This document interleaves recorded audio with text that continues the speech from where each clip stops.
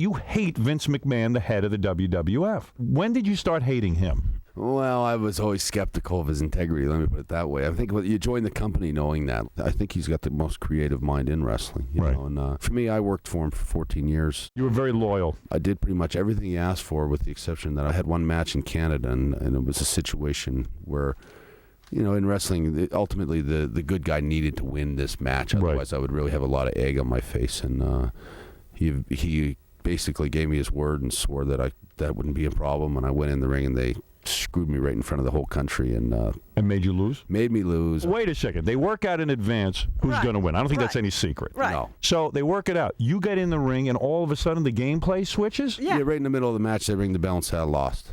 And I thought, you know, why would 14 years, everything I've done for this guy. They didn't have the balls to tell you up front that you were going to lose. Right. No, it was specifically done. I mean, it was done strictly to humiliate me. Oh, I see. So needless to say, at the end of that match, I did knock out Vince McMahon. Did you, for real? Now, for real, you punched him out. I broke 2 bones in my hand, and I knocked him out cold, and he went down. Wait. I got to understand this. So this is you're talking about a real fight. You're talking about a real deal.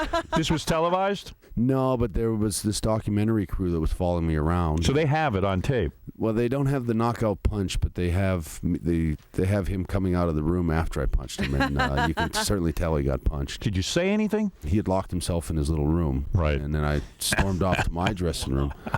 This is like the real show. I didn't think I was going to see him. Right. And I was really, I'll tell you, I was shocked and crushed. I couldn't believe they would do that to me. And so anyway, I guess some of the wrestlers rounded him up and chased him out of his office and told him to come down and explain himself in the dressing room.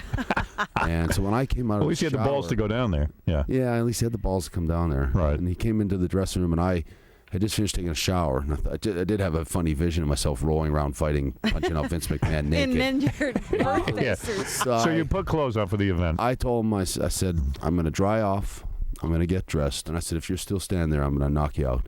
Oh. And, as soon as I dried off and tied my shoelace, I stood up and I walked over, and he sort of came toward me. You have to understand, he was surrounding me with about 4 or 5 of sort of like his henchmen. All pretty big guys, too, all ex-wrestlers and stuff. Bodyguard types, yeah. And I knocked him out cold with one punch. One punch? One punch. I hit him in the jaw like an uppercut. And I actually blacked his eyes. And when I remember he went down like nothing. You know, and then they scooped him up. They picked him up by his shoulders, sat him on the chair. Right. And I remember he was like shaking his head and going, like blubbering kind of thing. I never sat there, and I really was in shock. I kept thinking, I can't believe I just knocked out Vince McMahon, my boss. And then I stood up and I said, get that piece of shit out of here. Really? Did you feel better? Oh, yeah. And they picked him up, and they actually dragged him out to the door where his feet were like dragging. And that's when the video camera outside with this documentary crew picked it up. Why do you think he stood there when you told him you were going to punch him out? Did he probably think you wouldn't have the balls to do it? Maybe. That was probably maybe it. That, or maybe just wanted to get it over with. He's also the kind of guy that might have fancied himself as kind of a tough guy. Yeah, he couldn't back down. That he thought maybe, you know, or that maybe it might get into kind of like a couple, you know, we're pulling each other's jackets, or you know, or maybe, I'll never know. I'll never know why the hell he screwed me in the first place. I worked much too hard for him.